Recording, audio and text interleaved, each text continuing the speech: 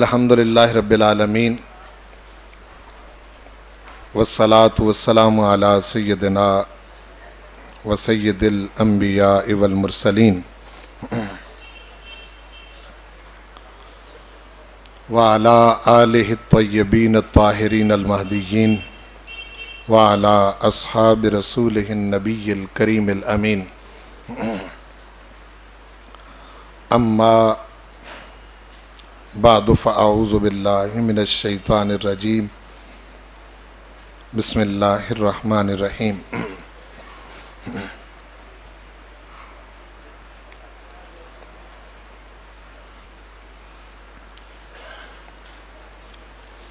رسلا مبشرین ومنذرین لئلا یکون للناس علی اللہ حجۃ من بعد الرسل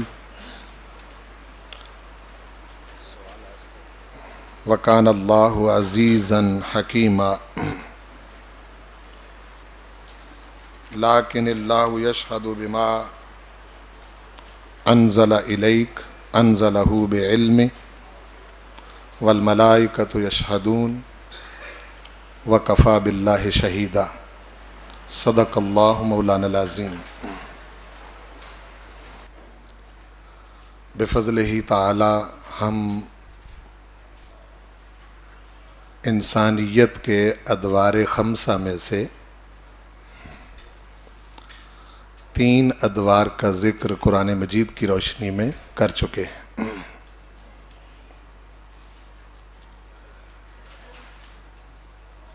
اور یہ 3 ادوار تاحال ماضی سے متعلق ہیں۔ ذہن نشین رہے یہ بات کہ تاریخ کا تعلق حال اور مستقبل سے نہیں ہوتا، تاریخ کا تعلق گزرے ہوئے ادوار سے ہوتا ہے۔ مورخ انسانیت کے گزرے ہوئے ادوار کے حوالے سے بات کرتا ہے، اور اس میں بھی اس کی بات اتنی سچی کبھی نہیں ہو سکتی جتنی سچی بات گزرے ہوئے ادوار کے بارے میں قرآن مجید کرتا ہے۔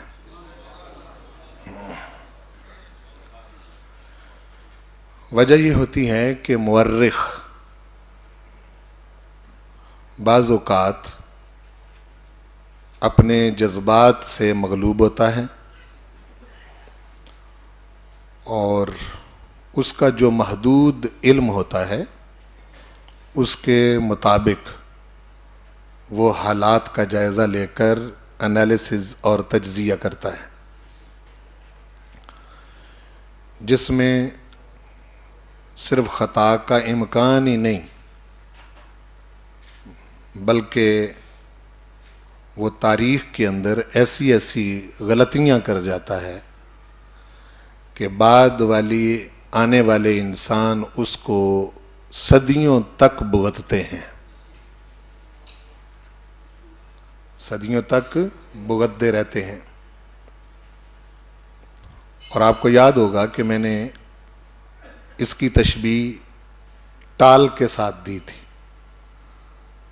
تاریخ کا جو ترازو ہے یہ ایسے ہے جیسے ٹال ہے، اور ٹال میں کلو زائد کیا کلو کم کیا اس سے فرق نہیں پڑتا، اور تاریخ کا جو راوی ہے اس کی حدیث کے راوی کی طرح کھال نہیں ادھیڑی گئی۔ جس طرح حدیث کے راوی کی کھال اتاری گئی ہے، اس کا معاش بھی دیکھا گیا، اس کے اساتذہ دیکھے گئے، اس کا ماحول دیکھا گیا، اور اس کا اگر ایک ایسا فعل بھی محدثین کے سامنے آیا کہ جو انسانی عظمت سے گھرا ہوا ہے تو محدثین نے اس کی حدیث کو قبول نہیں کیا۔ مشہور واقعہ ہے امام بخاری رحمۃ اللہ علیہ کا کہ ایک شخص جو ہے وہ جھولی میں سامنے کر کے گھوڑے کے تو اس کو بلا رہا ہے، اور اس شخص کی جھولی میں کچھ بھی نہیں تھا، اور طویل سفر کر کے امام بخاری اس سے حدیث لینے گئے تھے۔ جب اس کا یہ عمل دیکھا تو اس سے حدیث لیے بغیر واپس آ گئے اور کہا کہ جو جانور کو دھوکہ دے سکتا ہے اس سے سچ کی کیا توقع رکھی جا سکتی ہے۔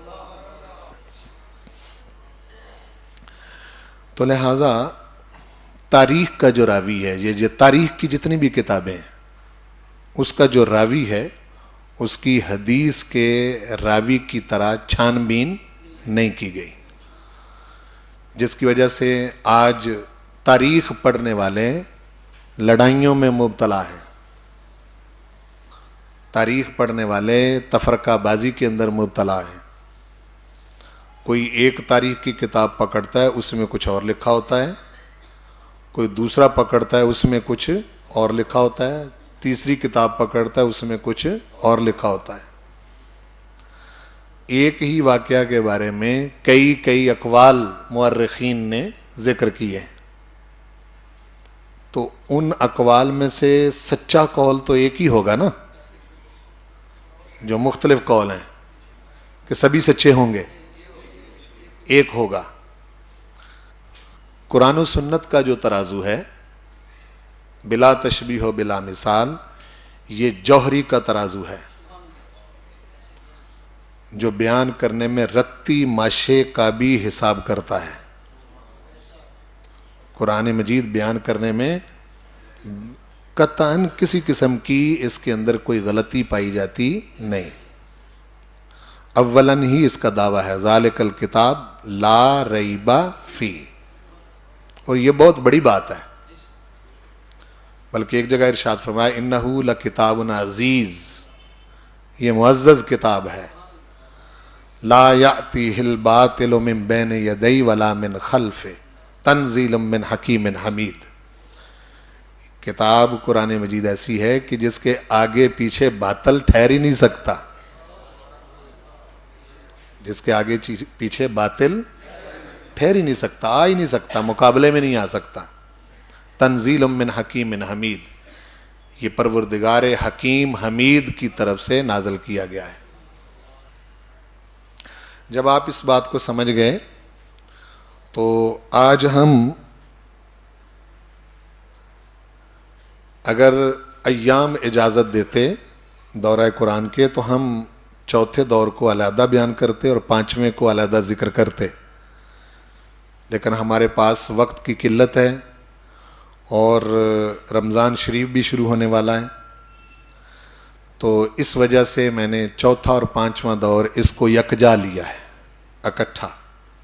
انسانیت کا چوتھا اور پانچواں دور زمانہ حال سے لے کے موت تک، اور موت سے لے کے دخول جنت و نار تک۔ اس چیز کا ذکر کرنے سے پہلے قرآن مجید کی ایک حیثیت ہے جس کو قرآن مجید سے ہی سمجھنا ضروری ہے، وہ ہے قرآن مجید حجت من بعد الرسل۔ بولے حجت من بعد الرسل۔ آپ جانتے ہیں کہ جس وقت انبیاء اور رسول آتے رہے تو جن لوگوں نے ان کی دعوت کو تسلیم کیا وہ مسلمان ہوئے، اور جنہوں نے تسلیم نہ کیا وہ کافر ہوئے۔ اور اس پر میں نے پورا لیکچر دیا تھا کہ آدم علیہ السلام سے لے کے رسول پاک تک کسی پیغمبر نے بھی اسلام کے سوا کوئی دین پیش کیا ہی نہیں، اسلام ہی پیش کیا ہے، اور اس پر میں نے کافی زیادہ آیات آپ کے سامنے رکھی تھی۔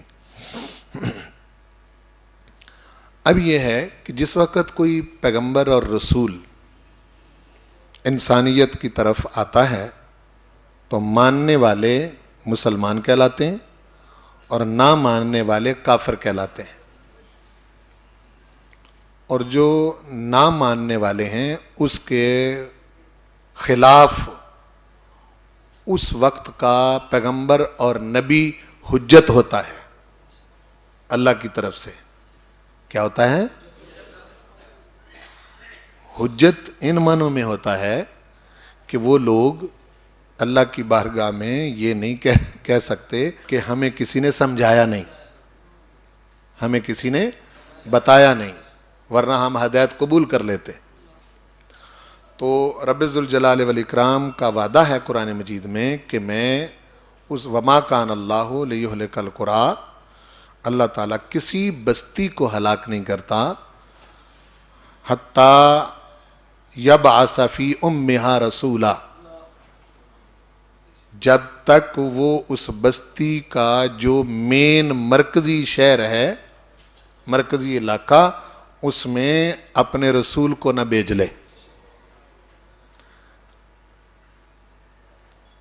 رب ذوالجلال والاکرام کا جو نبی اور رسول ہوتا ہے یہ حجت ہوتا ہے ان لوگوں کے خلاف جنہوں نے مانا نہیں. سمجھ گئے؟ اب جب انبیاء اور رسول کا وقت گزر چکا، رسول کریم صلی اللہ علیہ وسلم بھی تشریف لائے اور آپ کا وصال مبارک ہو گیا، آپ اپنے رفیق اعلیٰ سے جا ملے، تو انسانیت جو انسان ہے یہ اپنے نفس کی کمزوریوں کے باعث پھر زوال کا شکار ہو سکتا ہے. کیا؟ پھر زوال کا شکار ہو سکتا ہے. اب نبوت کا دروازہ اللہ تعالیٰ نے رسول پاک پر بند کر دیا.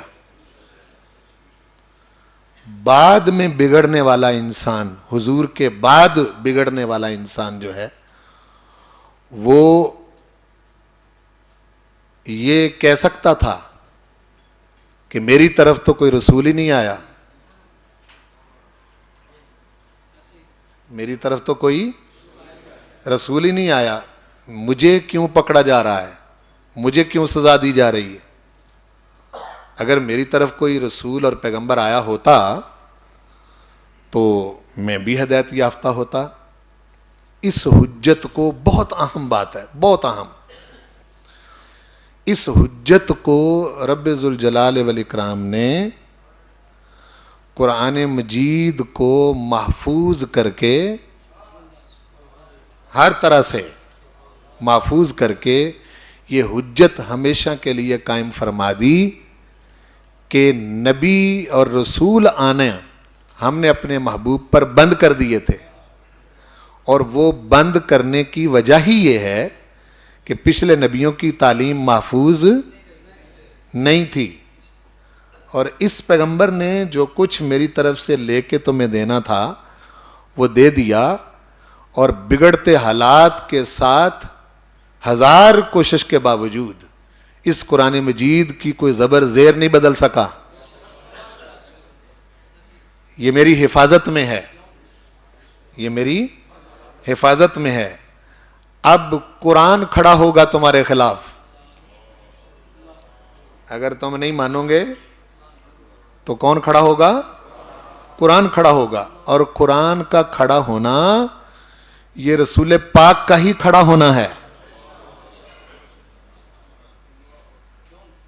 کہ یا تو بتاؤ کہ میری دی ہوئی ہدایت بدل گئی، یا کوئی ایسی وجہ بتاؤ کہ میرا دیا ہوا پیغام چینج ہو گیا. جب نہیں چینج ہوا اور بدلا ہی نہیں، ہاں جی، یہی وجہ ہے کہ اس راز کو لوگوں نے نہیں سمجھا. جب لوگ غفلت کا شکار ہوئے، قرآن مجید سے توجہ ہٹا کے نفس انسانی کے تحت خرابیوں میں مبتلا ہو گئے اور زوال کا شکار ہو گئے، تو پھر تلاش کرنے لگے کسی مسیحا کو. بعض بے وقوف یہاں تک آئے کہ وہ نیو پرافٹ ہی کے قائل ہو گئے. وہ کہنے لگے کہ جی نبوت کے بغیر انسانیت زوال سے نکل نہیں سکتی. انہوں نے یہ نہ سوچا کہ نبوت کی ضرورت اس وقت پڑتی ہے جب پچھلے نبی کی تعلیم محفوظ نہ رہے. پچھلے پیغمبر کی تعلیم محفوظ نہ رہے جیسا کہ پہلے ہوتا رہا. اور جب محفوظ ہو گئی تعلیم, اس کے بعد نیو پروفیٹی اور نئے پیغمبر کی ضرورت باقی نہیں رہی. اب دور رسول پاک کے آ جانے کے بعد سارا دور رسول اللہ کا دور ہے.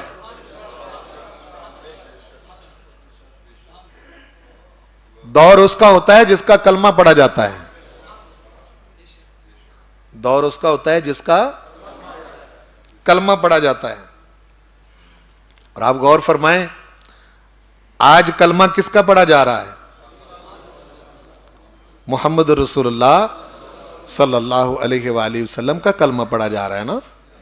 لا الہ الا اللہ محمد الرسول اللہ. بہت سارے لوگ اس عظمت کو سمجھ نہیں پاتے. یہ بہت بڑا اعزاز ہے جو سارے پیغمبروں میں سے ممتاز کر کے اللہ تعالیٰ نے محمد الرسول اللہ صلی اللہ علیہ وسلم کو عطا فرمایا. یہ اعزاز باقی کسی نبی کو نہیں ملا. آج عیسائی جو کچھ مرضی کہتے پھریں, وہ اپنی ایک کتاب لا نہیں سکتے. یہودی جو کچھ مرضی کہتے پھریں, وہ اپنی کوئی ایک کتاب لا نہیں سکتے. ٹھیک ہے, ہاں, باوجود اس کے کہ امت محمدی وقت گزرنے کے ساتھ ساتھ اس وقت زوال میں ہے, دین زوال میں نہیں. بار بار میں پہلے دن سے یہ بات کر رہا ہوں, دین زوال میں, قرآن بھی زوال میں نہیں ہے. اس غلطی میں مبتلا نہ ہونا کہیں. یہی تو غیر مسلم آپ کا ذہن بنانا چاہتے ہیں کہ دین زوال میں آ گیا, اسلام معاذ اللہ مٹ گیا. مسلمان زوال کا شکار ہو سکتا ہے. اس میں یہی وجہ ہے کہ مسلمانوں کو دیکھ کر دین کی حیثیت نہیں بتائی جاتی. مسلمانوں کو دیکھ کر دین کی حیثیت نہیں بتائی جاتی کہ آپ پہلے مسلمانوں کو دیکھیں اور پھر بتائیں. دین کی حیثیت قرآن دیکھ کر بتائی جاتی, مسلمانوں کو دیکھ کر نہیں بتائی جاتی. اب قرآن مجید حجت من بعد الرسل ہے. اس کی دلیل سورۃ النساء کی آیت نمبر 163, 164, 165 اور 167. یہ جو شروع میں ہے اس کو میں پڑھتا ہوں, بڑے دھیان سے سنیں. انا اوحینا الیک, بے شک ہم نے وحی فرمائی محبوب آپ کی طرف. ہم نے وحی کی آپ کی طرف. یہ جملہ ذہن میں رہے, اتنا جملہ ذہن میں رہے. اگلی بات تب سمجھ آئے گی. انا اوحینا الیک کو ذہن میں رکھنا ہے آپ نے, اس کو ذہن سے محو نہیں کرنا. ٹھیک ہے جی. اب آ گیا کما, جیسے. اب مثال دی جا رہی ہے, جیسے اوحینا ہم نے وحی کی تھی الی نوح, نوح علیہ السلام کی طرف, والنبیین من بعدہ, اور ان کے بعد نبیوں کی طرف. ابھی وہی ذکر ہو رہا ہے. وَأَوْحَيْنَا, اور ہم نے وحی کی تھی الی ابراہیم, ابراہیم علیہ السلام کی طرف, و اسماعیل, اور اسماعیل علیہ السلام کی طرف, و اسحاق, اور اسحاق علیہ السلام کی طرف, و یعقوب, اور یعقوب علیہ السلام کی طرف, والاسباط, اور ان کی اولاد کی طرف, ان کی اولاد کی طرف. حضرت اسماعیل علیہ السلام اور حضرت اسحاق علیہ السلام، حضرت یوسف علیہ السلام، اس میں ان کا ذکر ہے، و عیسیٰ، اور عیسیٰ علیہ السلام کی طرف، و ایوبا و یونس و ہارون و سلیمان، اور حضرت ایوب، حضرت یونس، حضرت ہارون اور حضرت سلیمان علیہ السلام کی طرف، و آتینا داود زبورا، اور ہم نے داود علیہ السلام کو زبور عطا کی تھی. توجہ ہے؟ ورسلن، یہ رسول ہیں، قد قصصناہم علیک من قبل، ہم نے محبوب آپ کے سامنے ان کا واقعہ پہلے ہی بیان کر دیا ہے. کچھ رسول ہیں کہ ہم نے ان کا ذکر آپ سے پہلے کر دیا ہے. وَرُسُلًا لَّمْ نَقْصُصْهُمْ عَلَيْكَ، اور کچھ رسول ایسے ہیں کہ جن کا ہم نے آپ پر بیان نہیں کیا، آپ پر بیان. وَكَلَّمَ اللَّهُ مُوسَىٰ تَكْلِيمًا، اور موسیٰ علیہ السلام ایک ایسے نبی ہوئے ہیں کہ جن کے ساتھ اللہ تعالیٰ نے بہت اچھی طرح کلام فرمایا. رسولن، یہ رسول مبشرین، بشارت دینے والے، و منذرین، اور انذار کرنے والے، ڈرانے والے. اب یہاں تک ذکر ہے سابقہ نبیوں کا کما کے ساتھ. پھر پلٹ کے چلیں، انا اوحینا الیک، ہم نے وحی کی اے محمد رسول اللہ صلی اللہ علیہ وسلم آپ کی طرف، کما سے لے کے منذرین تک، یہ ان کا ذکر ہے نبیوں کا. ٹھیک سمجھ آ گئی؟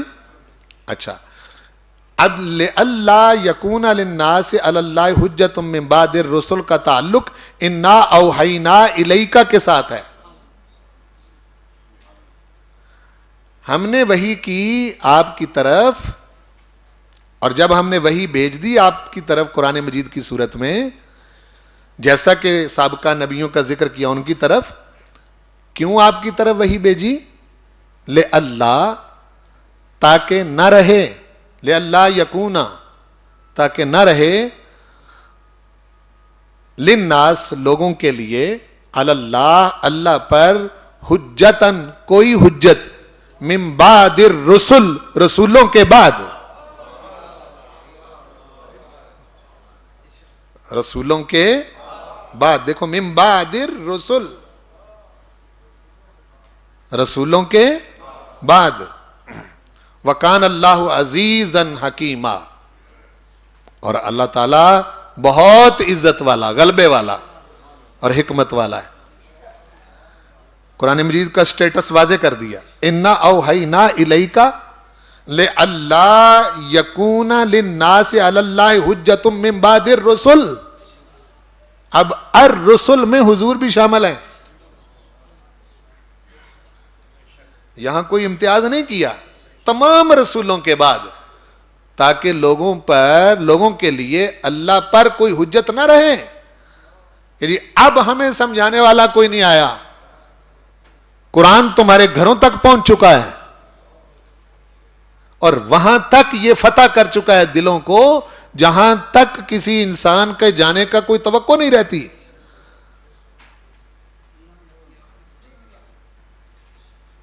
توجہ ہے؟ بہت اہم بات ہے یہ. اگر ہم 18 دن کا جو دورہ قرآن کا سبق ہے اس کے بعد اس کا ذکر نہ کریں تو ہمیں سمجھ نہیں آ سکے گی کہ آج کے دور کے لیے ہدایت کہاں سے ملے گی. نبوت تو حضور پر ختم ہو گئی. توجہ ہے؟ پھر فرمایا لیکن، اب پھر اس کی آگے استدراک کیا. لیکن پڑھے لکھے احباب جانتے ہیں لیکن للاستدراک، استدراک کے لیے آتا ہے. لیکن اللہ یشہد بما انزل الیک انزلہ بعلم، لیکن یہ جو حجت ہم نے تمام کر دی یہ کہ اللہ گواہی دے رہا ہے کہ جو کچھ اس نے اتارا ہے محبوب آپ کی طرف، انزلہ بعلم، وہ اپنے علم مبارک کے ساتھ اتارا ہے. یہ علم میرے سوا کسی کا نہیں ہے. انزلہ بعلم ہی کا مطلب یہ ہے، قرآن مجید جو ہے یہ علم الہی ہے. بولو علم، اور یہ انسانوں کی طرح کا علم، انسانوں کے پاس جو علم ہے وہ صرف علم ہے. یہ علم کے ساتھ ساتھ ہدایت ہے. علم کے ساتھ ساتھ ہدایت کا پہلو قرآن مجید کا کبھی ذہن سے محو نہ ہو، ورنہ یہ دوسرے علموں کے مطابق ڈھل جائے گا. یہ ہدایت ہے. اگر اس سے کوئی ہدایت نہیں لیتا تو علم اس میں بہت ہے. جی جی، اگر کوئی اس سے ہدایت حاصل نہیں کر رہا تو علم کی کمی نہیں ہے قرآن مجید میں. وہ بہت سارے لوگ لے رہے ہیں. وہ امتیاز جو میں پہلے دن سے بتاتا آ رہا ہوں، فرق. قرآن مجید تو آپ کو انگلی پکڑ کے منزل تک لے جاتا ہے، جو منزل ہے. لیکن اللہ تعالیٰ گواہی دیتا ہے، یشہد، گواہی دیتا ہے، اللہ گواہی دیتا ہے کہ اس نے جو نازل کیا محبوب آپ کی طرف، انزلہ بعلم، اپنے علم سے نازل کیا ہے. جو پچھلے نبیوں کے پاس نازل کیا تھا وہ اپنے علم سے نہیں کیا تھا،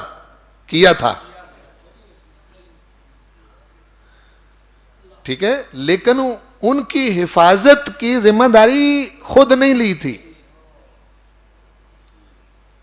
اور ارشاد فرمایا یہ جو میں نے محبوب آپ کی طرف اتارا ہے، والملائکۃ یشہدون، سارے فرشتے بھی اس کے گواہ ہیں،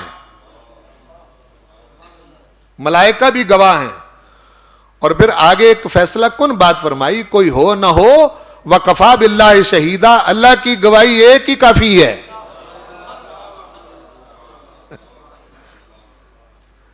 اللہ کی گواہی ایک ہی کافی، وکفیٰ باللہ شہیدا. یہ بات چھوٹی ہے کہ میں خود گواہ ہوں. آپ سمجھ رہے ہیں؟ یہ بات جو ہے یہ قابل توجہ ہے. قرآن مجید کے حجت من بعد الرسل ہونے کی حیثیت کو سمجھنا ضروری ہے، ورنہ اس کے بغیر ختم نبوت کی بھی سمجھ نہیں آتی. ورنہ اس کے بغیر بولو ختم نبوت کی بھی سمجھ نہیں آتی.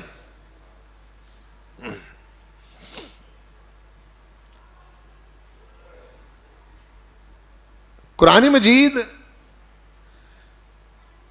کہ حجت من بعد الرسل ہونے کی کچھ شرطیں ہیں. اگر وہ شرطیں پوری نہ ہوں تو یہ حجت من بعد الرسل کی حیثیت میں ہمارے سامنے نہیں رہتا. وہ میں نے 3 ذکر کیے، اس کو آپ ذرا توجہ سے دیکھیں. قرآن مجید کے دور ما بعد رسالت، رسولوں کا سلسلہ ختم ہو گیا. حجت ہونے کی شرائط یہ ہیں. پہلی شرط، آپ کی پوری توجہ میری طرف ہونی چاہیے، عدم توجہ کی وجہ سے آپ بات کو سمجھ نہیں سکیں گے. اور یہ کوئی ایسی بات نہیں ہے کہ مطلب یہ ہے کہ جس کو آپ نظر انداز کر دیں. نظر انداز کرنے والی چیز نہیں ہے یہ. پہلی شرط، دور رسالت میں ہر کامیابی خود رسول پاک اور صحابہ کی اور تمام رسولوں کی. وہ جو ان کی طرف ہوتا ہے وہ بھی علم بالوحی تھا. ٹھیک ہے، ہم اب قرآن مجید کو لیں گے. امت مسلمہ کس کو لے گی؟ ہمارا اعتماد اس وقت انجیل پر نہیں ہے، زبور پر، تورات پر نہیں ہے. ہم صرف اتنا ایمان رکھتے ہیں کہ یہ کتابیں اللہ کی طرف سے ان نبیوں پر اتری تھیں. بس اس سے زائد نہیں. قرآن مجید کو کہ حجت ہونے کی پہلی شرط دور رسالت میں ہر کامیابی علم بالوحی کی پیروی کی بدولت ہوئی تھی، معجزے کے طور پر نہیں ہوئی تھی. کیا کہہ رہا ہوں؟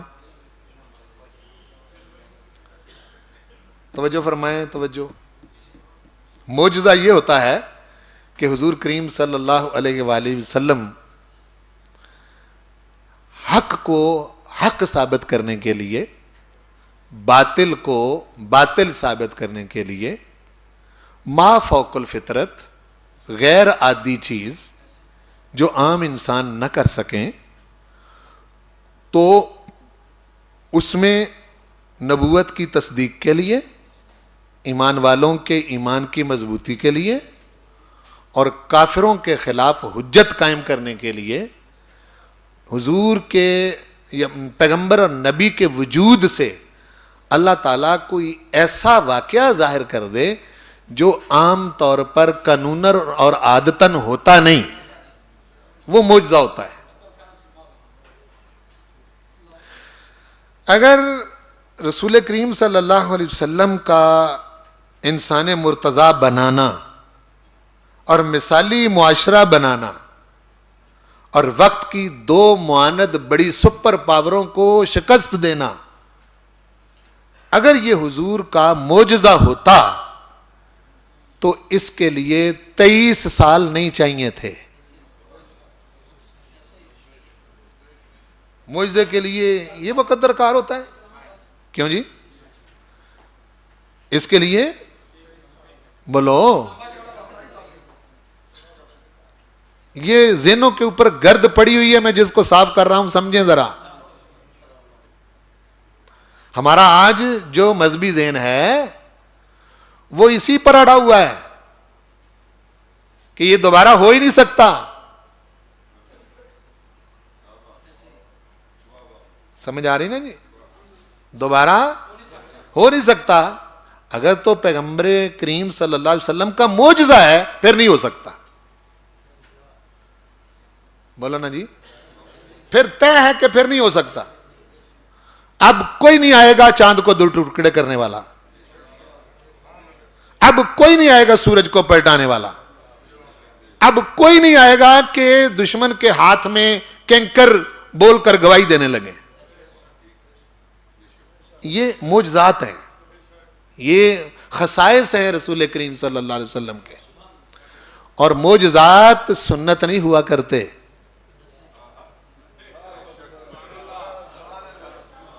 کیا کہہ رہا ہوں؟ معجزات سنت نہیں ہوا کرتے. کوئی شخص ایسا نہیں جو دعویٰ کرے کہ میں 60-63 سال کی عمر بسر کرتا ہوں اور میرے جسم پر مکھی نہیں بیٹھی.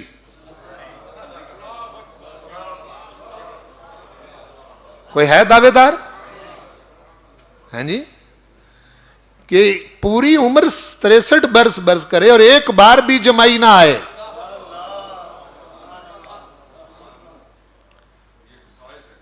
اسی لیے کسی کے جسم پر مکھی بیٹھ جانا، کسی کے جسم پر مکھی بیٹھ جانا اگر معجزہ جو ہے وہ سنت ہوتا پھر تو مکھی بیٹھ گئی تو خلاف سنت ہو گیا.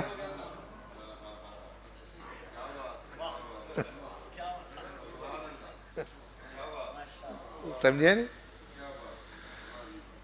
اب حضور کریم صلی اللہ علیہ وسلم کی آنکھوں میں میل نہیں آیا، جس کو آپ گرڈ کہتے ہیں، نہیں آئی، جمائی نہیں لی. لم یحتلم ابدا، کبھی احتلام نہیں ہوا.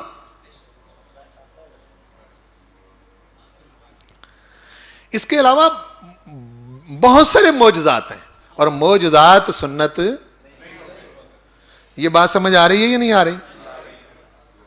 وہ حضور کے ہیں جی. تو معجزات کو اگر سنت بنا دیا جائے تو پھر تو یہ رب ذوالجلال والاکرام کی طرف سے امت کو ایسا کام کرنے پر پابند کیا جا رہا ہے جو امت کر ہی نہیں سکتی، وہ قابل عمل ہے ہی نہیں. پھر تو باب ہی بند ہو گیا. ٹھیک ہے چھوڑو، پھر تو گیٹ بند ہو گیا. پھر کس لیے تقریریں کرتے ہو؟ کس لیے آپ کتابیں پڑھتے پڑھاتے ہو؟ کس لیے واز کرتے ہو؟ چھوڑو، ختم ہو گیا، اب کچھ بھی نہیں ہوگا. لیکن ہر بندے، تنظیموں والوں سے پوچھو، جتنی بھی تنظیمیں بنی ہوئی ہیں وہ کیا کہتے ہیں؟ انسانیت کی ہدایت کے لیے لگے ہوئے ہیں. بولو نا جی، یہی کہتے ہیں نا بھائی. ہاں جی، کئی اس غلط فہمی میں مبتلا ہیں، اسلام کو زندہ کر رہے ہیں.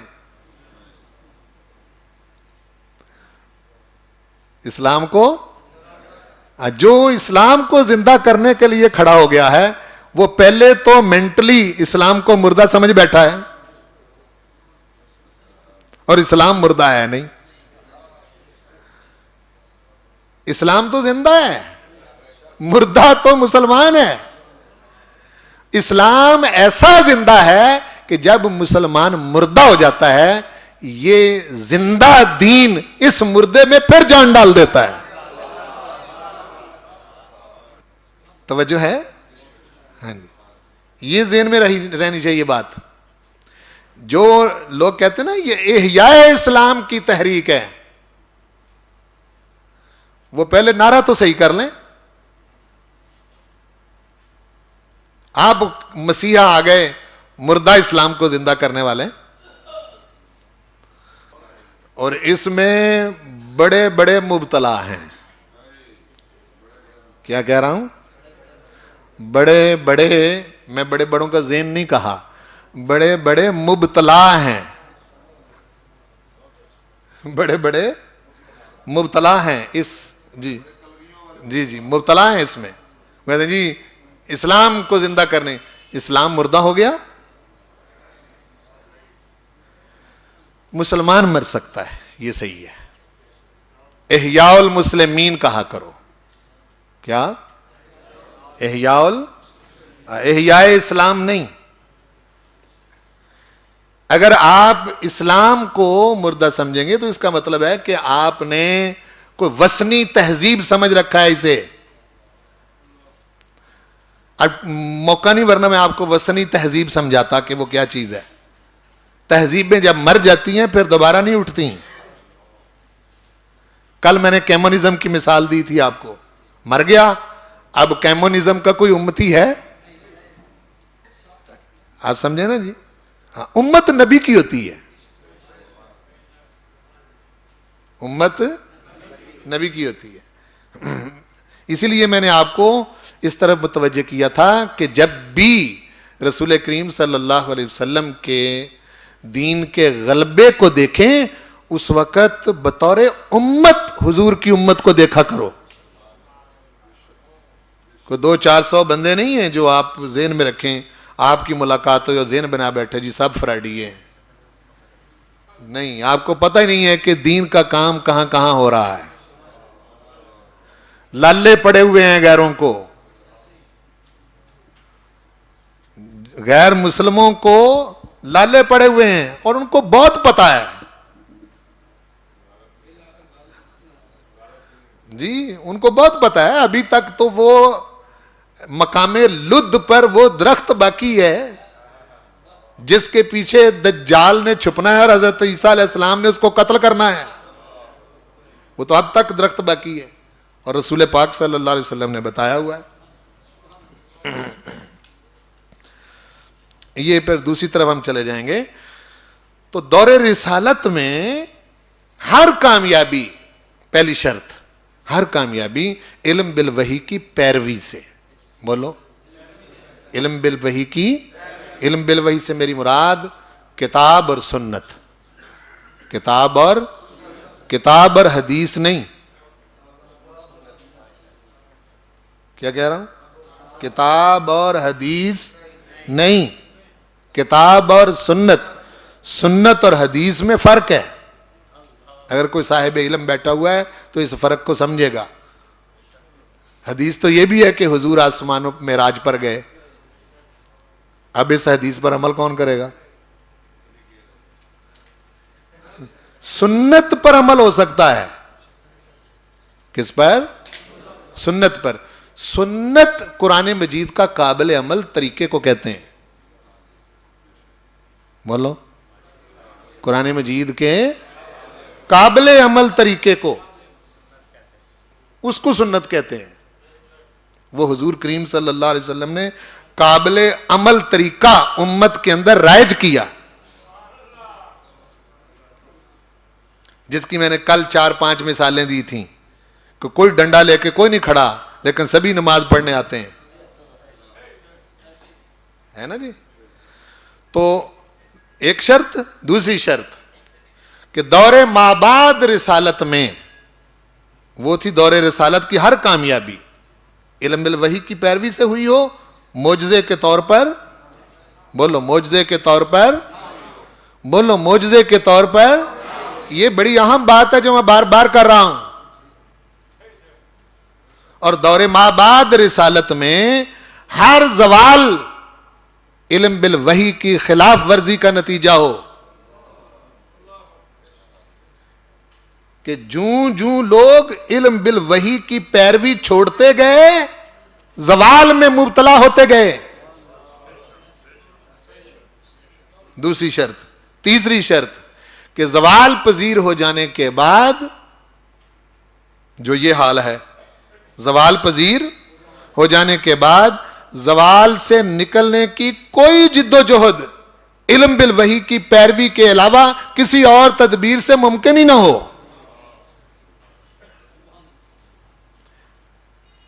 زوال سے نکلنا ہے تو پھر اس کی پیروی میں آنا ہے.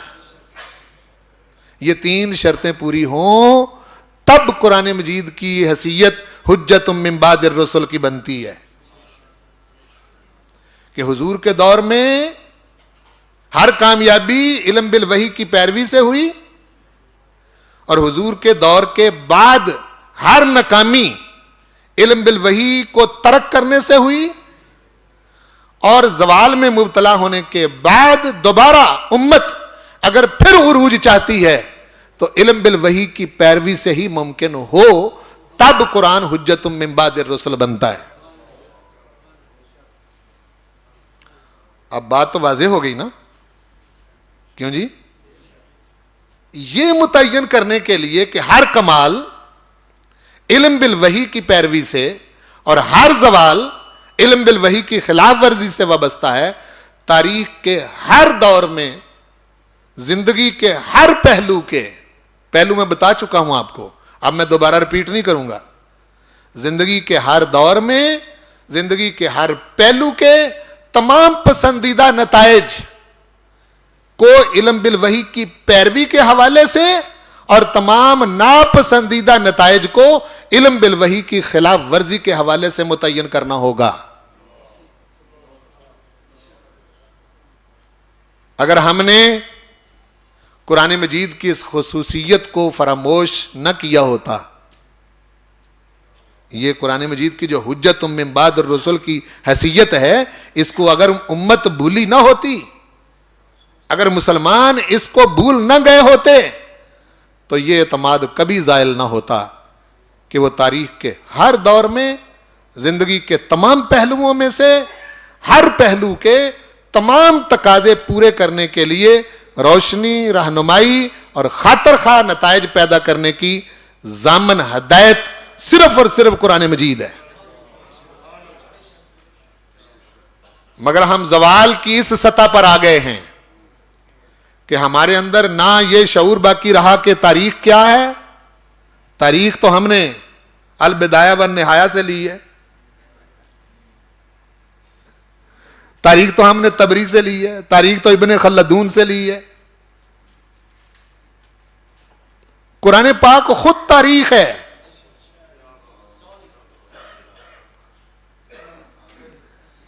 اس کا کوئی حصہ تاریخ پر ہے یا نہیں؟ کیا قرآن مجید جیسی سچی تاریخ دنیا کے اندر ہو سکتی؟ یہ پچھلی قوموں کے حالات بھی بتاتا ہے, پچھلے نبیوں کے حالات بھی بتاتا ہے, ان کی کامیابیوں کی وجہ بھی بتاتا ہے, اور ان کو چھوڑ کر جانے والوں کے ہلاک ہونے کی بھی بات کرتا ہے. آدم علیہ السلام سے لے کے حضرت عیسیٰ علیہ السلام تک تمام انبیاء بعض کا ذکر کر کے اور بعض کا ذکر نہ کر کے من کل الوجوہ, کیا قرآن مجید واضح نہیں کرتا کہ کس وجہ سے لوگ زوال کا شکار ہوئے اور کس وجہ سے عروج پایا؟ بتاؤ دنیا کی کوئی تاریخ کی کتاب یہ کام کرتی ہو؟ ہاں جی, اور کر رہا ہے اب تک. مورخ تو صرف ماضی کو دیکھے گا نا, میں ابھی آتا ہوں اس پر. ہمارے اندر یہ شعور ہی نہیں باقی رہا کہ تاریخ کیا ہے, تاریخ ہے کیا. نہ یہ کہ تاریخی جد و جہد کے نتائج کس قانون سے متعین ہوتے ہیں. سنیں, کائناتی قانون ربوبیت, نفس انسانی تک قانون سعادت و شقاوت, تاریخی سطح پر زوال اور عروج کا تضاد, جس پر میں بہت بات کر چکا ہوں تفصیل سے, وہی قانون ہے. قرآن مجید ارشاد فرماتا ہے جو قومیں ان قوانین سے انحراف کرتی ہیں وہ زوال کا شکار ہو جاتی ہیں, جو قومیں ان قوانین کی پیروی کرتی ہیں وہ عروج پا جاتی ہیں. کس قانون کے تحت نتائج مرتب ہوتے ہیں؟ نہ یہ کہ تاریخ کے مختلف ادوار کیا ہیں. ہم نے آپ کو آدم علیہ السلام سے لے کے اب تک لا کھڑا کیا کہ نہیں؟ اپنے پاس سے تو نہیں, قرآن مجید ذکر کرتا ہے اس کا. زندگی کے مختلف پہلو کیا ہیں؟ فکری پہلو, ایمانی پہلو, اخلاقی پہلو, معاشی پہلو, معاشرتی پہلو, سیاسی پہلو. یہ زندگی کے مختلف پہلو ہیں, یہ معلوم ہی نہیں. اور زندگی کے ہر پہلو کے تقاضے کیا ہیں؟ اس کی وجہ یہ ہے کہ ہم نے اپنی زندگی کے انفرادی, اجتماعی اور عالمی پہلوؤں کے پیش نظر اپنی آرزو, اپنے نسب العین, اپنے نظام فکر و عمل کتاب و سنت, اپنے ملی تشخص ملت اسلامیہ کا جو ہے, اور اپنی تاریخ کے حوالے سے علم بالوحی میں غور کرنے کی کوشش ہی نہیں کی. اگر اپنا نسب العین پیش نظر نہ رہے تو فکر و عمل کا رخ متعین ہی نہیں ہوتا. یہی زوال ہے, یہی زوال یہی ہے کہ ذہن یہاں تک آ جائیں کہ کچھ نہیں ہو سکتا. کیوں بھائی؟ زوال یہی ہے کہ فکر یہاں تک آ جائے کہ کچھ بھی نہیں ہو سکتا, جو مرضی کر لو. آئے دن آپ کا سوشل میڈیا پر لوگ پیغام چھوڑتے ہیں, اتنے حافظ, اتنے قاری, اتنے علامہ, اتنے مدرسے, اتنی یونیورسٹیاں, اتنا علم, ہو تو کچھ بھی نہیں رہا. کہاں سے ہوگا؟ یونیورسٹی میں قرآن پڑھایا جاتا ہے جی؟ بولو نا جی. جن قاریوں کی آپ بات کرتے ہیں وہ تو ایک سانس میں الحمد شریف پڑھ کے آپ سے داد لیتے ہیں.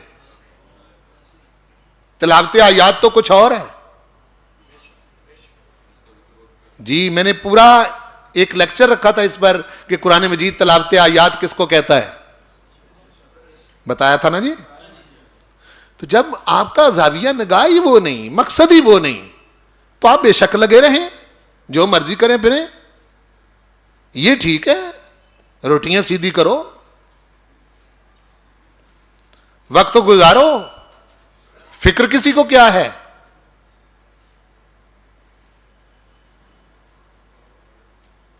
میری بات کو سمجھیں یا نہیں سمجھے؟ کیا قرآن مجید اس لیے ہے؟ جس نے قرآن آپ کو دیا تھا اتنی بڑی نعمت دے کر, وہ تو بار بار محبوب امت سے یہ کہہ رہے ہیں کہ میں تم سے اس کے بدلے میں کوئی اجر نہیں مانگتا.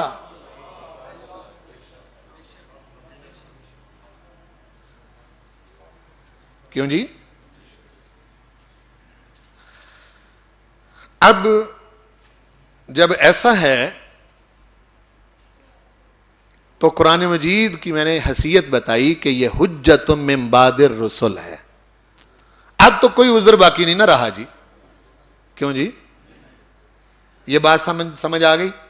اب آگے چلتے ہیں. یہ جو چوتھا دور ہے، یہاں ہم کھڑے ہیں، یہاں سے لے کے ہر شخص کی موت تک. وہ میرا دور علیحدہ ہو سکتا ہے، آپ کا دور علیحدہ ہو سکتا ہے، تیسرے کا علیحدہ ہو سکتا ہے، چوتھے کا علیحدہ ہو سکتا ہے. کسی نے 5 سال زندہ رہنا ہے، کسی نے 10، کسی نے 15، کسی نے 1 دن، کسی نے 5 دن. جو موت تک وقت بچ گیا ہے ہمارے پاس، ہاں جی، اس کو دیکھنا ہے کہ کیا کرنا ہے.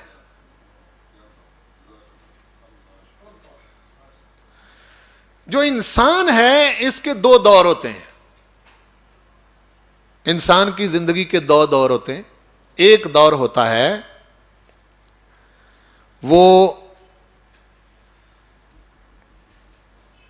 عدم شعور کا دور ہوتا، اس وقت تک اس کو شعور نہیں ہوتا. توجہ فرمائیں، ہر انسان کا ایک دور ہوتا ہے جس وقت اس کو شعور نہیں ہوتا. اللہ تعالیٰ اس کو عقل نہیں دیتا. پیدا ہوتے ہی عقل مل جاتی ہے جی، کہ وقت لگتا ہے، وقت لگتا ہے. جس وقت اس کو وہ شعور آتا ہے، اس سے پہلے کا دور ایسا دور ہے کہ رب ذوالجلال والاکرام انسان سے پوچھتا ہی نہیں کہ تو نے کیا کیا ہے.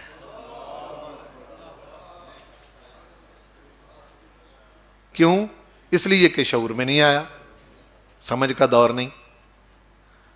اب توجہ فرمائیں میری طرف جو میں بات کرنے لگا ہوں. ہر انسان کی زندگی میں پھر یہ وقت آتا ہے کہ اس کو شعور آ جاتا ہے کہ میں باشعور ہو گیا ہوں.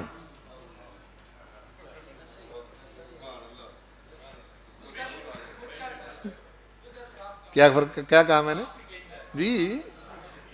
یہی تو کمال ہے اس انسان کا. اس انسان کو بنا کر اللہ نے اس کی قسم کھائی ہے. کیوں قسم کھائی؟ وَنَفْسٍ، مجھے پتا ہے میں نے سٹیپ بائی سٹیپ تجھے کیا کیا دینا ہے.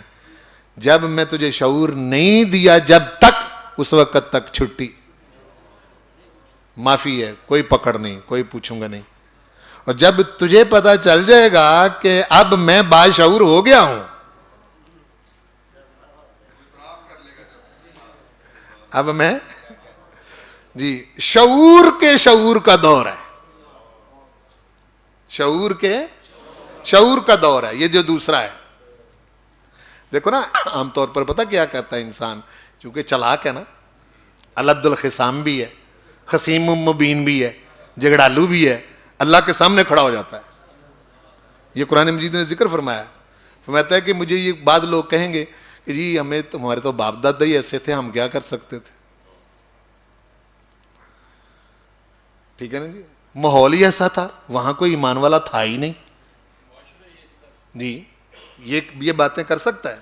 قرآن مجید میں اس کا ذکر کیا، وَهُوَ أَلَدُّ الْخِصَامِ، بہت جھگڑالو ہے یہ. کوئی کائنات کی مخلوق میرے سامنے کھڑی نہیں ہوگی، یہ ہو جائے گا کھڑا، کہے گا میرے ماں باپ ہی ایسے تھے، ہاں جی، ماحول ہی ایسا تھا گندا مندہ، میں کیا کرتا. پروردگار ارشاد فرما رہا ہے جب تک تجھے شعور نہیں نا، اس وقت تو اگر کہے کہ میں ماں باپ کے تابع تھا، ماحول ہی ایسا تھا، مجھے سمجھ نہیں تھی، تو اس کی تو ہم نے تیرے کہنے سے پہلے چھٹی دے دی ہے. جب تجھے شعور آ گیا تو کیا تیرے شعور نے بتایا نا کہ غلط کیا ہے صحیح کیا ہے؟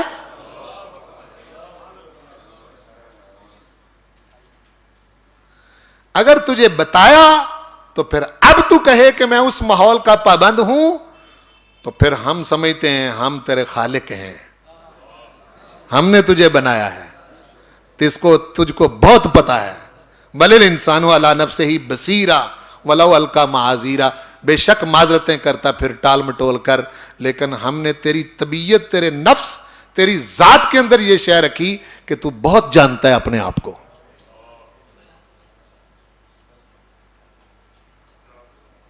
کیوں جی؟ پتہ چلتا ہے یا نہیں پتہ چلتا؟ جی کر کہ ماحول نے مجبور کیا، ماں باپ ہی ایسے تھے، فلاں ایسا تھا، نہیں، تیرے نفس کے اندر ہم نے یہ چیز رکھی تھی، تجھے نفس کے اندر یہ شے رکھی تھی کہ تو کسی نہ کسی کو رب بناتا ہے.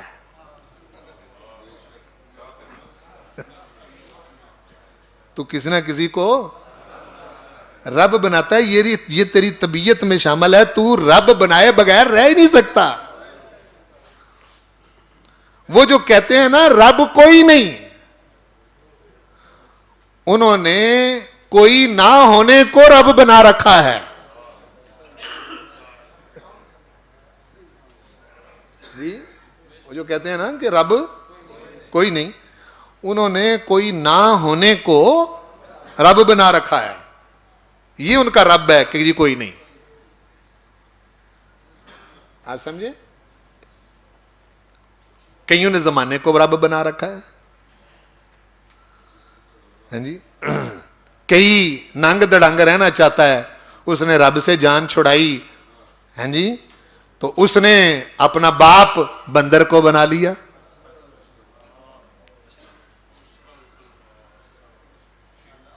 وہ انسانیت سے نکلنا چاہتا ہے، بے مقصد انسان کا باپ بندر، اور با مقصد انسان کا باپ پیغمبر.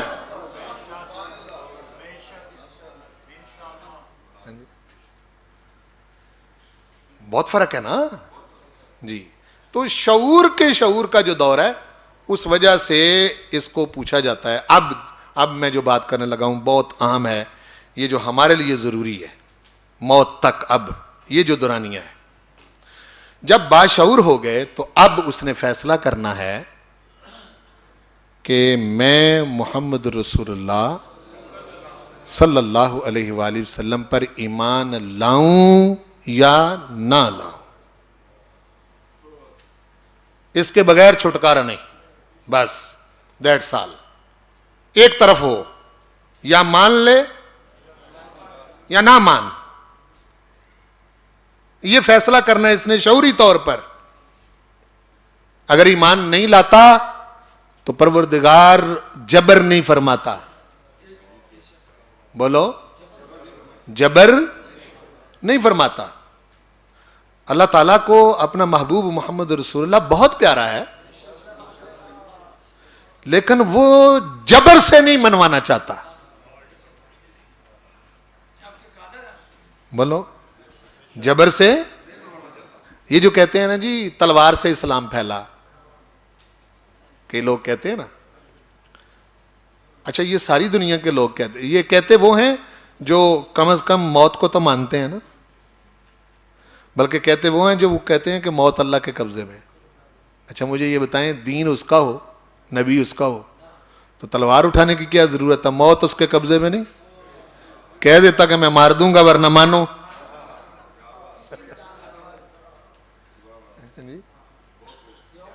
بات سمجھے کہ نہیں؟ موت کس کے قبضے میں ہے؟ اللہ کے قبضے میں. وہ کہہ دیتا اگر زبردستی منوانا ہوتا، تلوار اٹھانے کی کیا ضرورت ہے جنگیں لڑنے کی؟ کہتا موت میرے قبضے میں ہے، زندگی میرے قبضے میں ہے، میں تمہیں مار دوں گا، مانو. نہیں مانو گے میں مار دوں گا. لیکن ایسا کیا نہیں کیا، حالانکہ موت اس کے قبضے میں ہے. بہت محبوب ہے. رسول کریم صلی اللہ علیہ وسلم کو پوری کائنات سے جدا، علیحدہ، با کمال صفات پر پیدا کیا، لیکن جبرن نہیں منوا رہا. جبرن منوا کیوں نہیں رہا؟ یہ بھی سنیں، جبرن کیوں نہیں منوا رہا؟ محبوب ایسا ہو تو مجبوری سے منواؤ. وہ دیکھو تو صحیح سے، اس کو تو دیکھنے سے ہی دل کرتا ہے ایمان لے آؤ.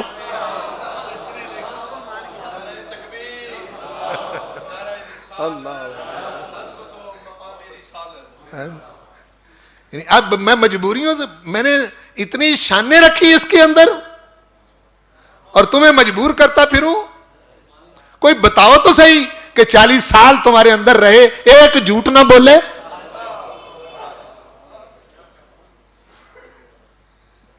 اس لیے یہ مجبوری سے کیوں؟ مانو نا، تمہارے سامنے ہے. بس اس کو ماننا مجھے ماننا ہے. حد فاصل حضور ہیں. بولو حد فاصل. شعور میں آ کر فیصلہ کرنا ہے کہ حضور کو ماننا ہے یا حضور کو نہیں ماننا. نہیں ماننا تو ایک طرف ہو جاؤ. نہیں ماننا تو ایک کرو موجیں, ہو جاؤ علیحدہ, عیاشیاں کرو, میرے محبوب سے جدا ہو کے جو دل کرتا ہے کرو. ہمارا فیصلہ بھی ایک ہی ہے,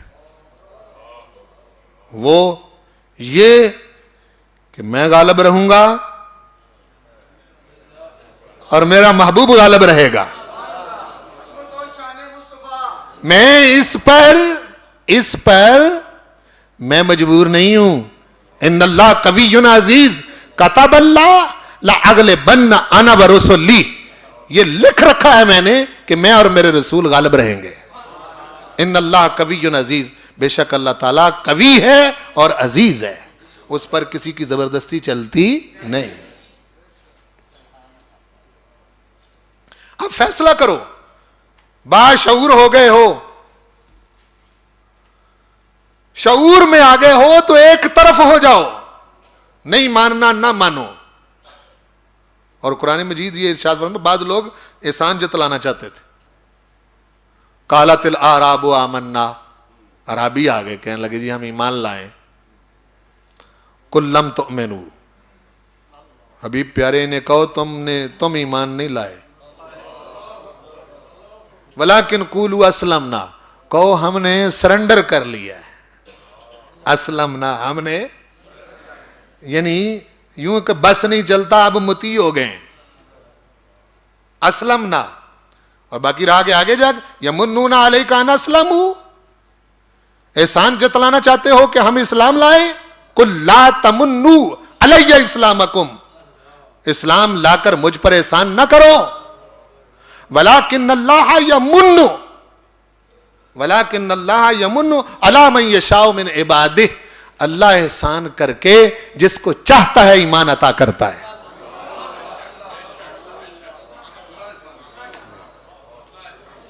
بل اللہ یمن علیکم ان ہداکم للایمان, بلکہ اللہ نے احسان کیا ہے کہ تم کو ہدایت دی ہے ایمان کی. ان کنتم مومنین, اگر تم ایمان والے ہو. اب سمجھیں, اب فیصلہ کرنا ہے کہ حضور کا تابع محض سب کچھ چھوڑ کے, اپنی عقل فکر چھوڑ کر حضور کی پیروی کرنی, اور جب حضور کو مان لیا شعوری طور پر تو اب حضور کے مقصد کو مانے بغیر چارہ نہیں. اور مقصد انسان مرتضی, مثالی معاشرہ, غلبہ دین حق, یہ بار بار ذکر کرتا چلا آ رہا ہوں. یعنی حضور کا مقصد کوئی اور ہو, امتی کا مقصد کچھ اور ہو, یہ کوئی بات بنتی نہیں. اور دنیا میں 3 حصوں میں تقسیم کر دیا انسانوں کو. ماننے والوں کو انعمت علیہم, انعام یافتہ. نہ ماننے والوں کو 2 حصوں میں, مغضوب علیہم جن پر غضب ہوا اور برباد ہو گئے, اور الضالین ہدایت سے منحرف ہیں لیکن ابھی مٹائے نہیں گئے, مہلت دی ہوئی ہے, مہلت دی ہوئی ہے. اب جب یہ ہو گیا, اس دنیا سے چلے گئے, اب اگلا جو مرحلہ ہے برزخ کا اور قیامت کا اور بعد از قیامت کا, یہ انسان اپنی عقل کے ذریعے سمجھ نہیں سکتا. بولو, اپنی عقل کے ذریعے سمجھ نہیں سکتا. سمجھ آئی میری بات کی؟ کوئی شخص جو ہے وہ قبر کی زندگی, قیامت کی زندگی اور جنت اور دوزخ, میزان, پل صراط, اس کو اپنی عقل کے ذریعے سمجھ سکتا نہیں. ہم مرنے کے بعد والا جو معاملہ ہے اس کو صرف اتنا مانتے ہیں جتنا محمد رسول اللہ صلی اللہ علیہ وسلم نے ایمان والوں کو بتایا ہے. کتنا بے وقوف ہے جو علم مصطفیٰ پر جھگڑے کرتا ہے. ورنہ تو یہاں تک رہو, اگلی بات کیوں کرتے ہو, آگے والی بات کیوں کرتے ہو؟ اگلی بات آپ کے ابا جی نے بتائی ہے, آپ نے عقل سے سمجھی ہے, دماغ سے سمجھی ہے, حواس سے سمجھی ہے؟ نہیں نہ سمجھی اس سے. تو وہ جو اگلی بات, اس کو اللہ پاک نے پھر انسانوں کو 3 حصوں میں تقسیم کر دیا. مرنے کے بعد المقربون, اصحاب الیمین, اصحاب الشمال. یہ قرآن مجید واضح طور پر سورہ واقعہ کے اندر ذکر کرتا ہے. اب وہاں اخروی زندگی کے اندر پھر 3 گروہ ہیں, 2 ایمان والوں کے, 1 منکروں کا. دنیا کے اندر 1 ایمان والوں کا تھا. بولو, دنیا کے اندر ایمان والوں کا 1 ہی گروہ تھا, منکروں کے 2 تھے. اور مرنے کے بعد ایمان والوں کے 2 اور منکروں کا 1. المقربون, جس کا قرآن مجید نے ذکر کیا, وَكُنْتُمْ أَزْوَاجًا ثَلَاثًا, تم 3 گروہ ہو جاؤ گے. جب قیامت آئے گی 3 گروہ ہو جاؤ گے. وَالسَّابِقُونَ السَّابِقُونَ, سبقت لے جانے والے, سبقت لے جانے والے. اور سبقت لے جانے والے کون ہیں؟ جو منتظر رہتے ہیں کہ حکم آئے اور بس مان لیں.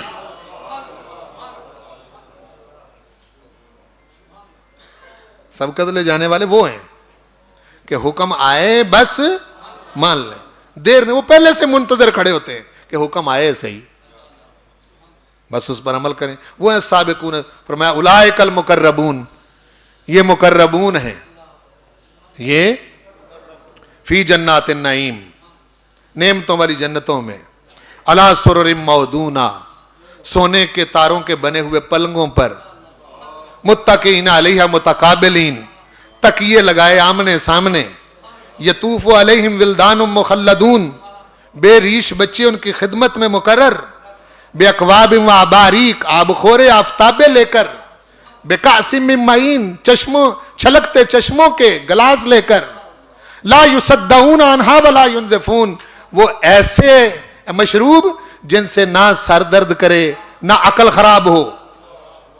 وفاکہۃ مما یتخیرون, اور پسندیدہ پھل. ولحم طیر مما یشتہون, اور بھنے ہوئے پرندوں کا گوشت. وحور عین, موٹی موٹی آنکھوں والی حوریں. کامثال اللؤلؤ المکنون, جیسے چھپے ہوئے موتی. جزاء بما کانوا یعملون, یہ صلہ ہے اس کا جو تم میرے محبوب کی اتباع میں کر کے آئے ہو. لا یسمعون فیہا لغوا ولا تاثیما, نہ کوئی لغو بات نہ کوئی گناہ کی بات. الا قیلا سلاما سلاما, مگر یہ کہ ہر طرف سے سلام ہی سلام کی آواز آئے گی. یہ ہیں مقربون. اور دوسرا ایمان والوں کا گروہ کہ حکم آتا ہے مان لیتے ہیں, لیکن پہلے سے تیار نہیں ہوتے. حکم آیا تو مان لیا. وَأَصْحَابُ الْيَمِينَ, دائیں ہاتھ والے. مَا أَصْحَابُ الْيَمِينَ, کیا شان ہے دائیں ہاتھ والوں کی. فی صدر مخدود, بغیر کانٹوں کی بیریوں میں. وَطَلْحٍ مَنْدُود, اور کیلے کے گچھوں میں. وَظِلٍّ مَمْدُود, لمبے لمبے سایوں میں.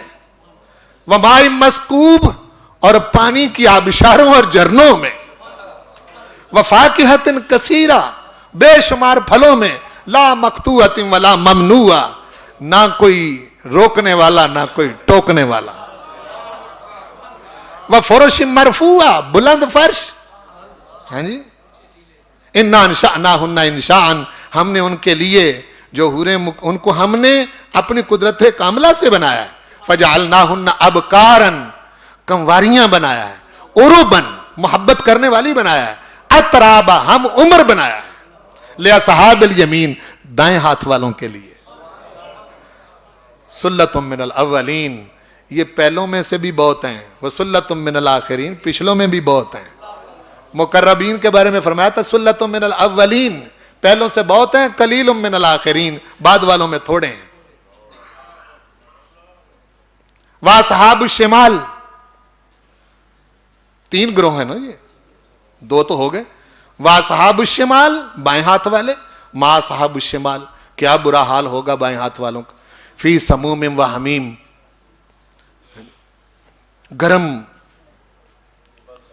ابلتے ہوئے پانی میں, کھولتے ہوئے پانی میں. وظل من یحموم اور سیاہ بادلوں کے سائے میں.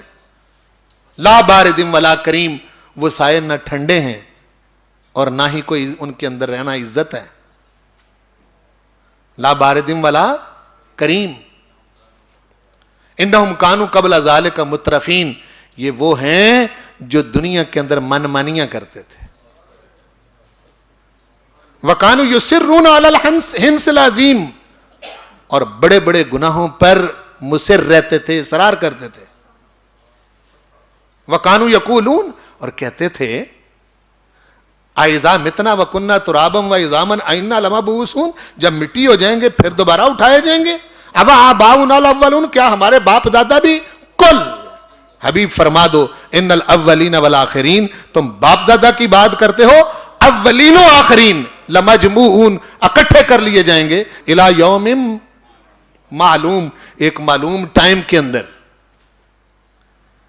الی میقات یوم معلوم الی میقات یوم معلوم. ثم انکم ایھا الضالون المکذبون پھر اے جھوٹو او گمراہو. چیلنج کیا ہے؟ ایھا الضالون المکذبون لآکلون من شجر من زقوم تم تھور کا درخت کھاؤ گے. میرے محبوب کو میرے دین کو جٹلانے والو من شجر من زقوم فمالئون منہ البطون اسی سے پیٹ بھرو گے. لشاربون علیہ من الحمیم پھر کھولتا ہوا پانی پیو گے. فشاربون شرب الحمیم جس طرح پیاسا اونٹ پیتا ہے. ھذا نزلہم یوم الدین یہ تمہاری مہمان نوازی ہوگی. فیصلہ تو ہو گیا.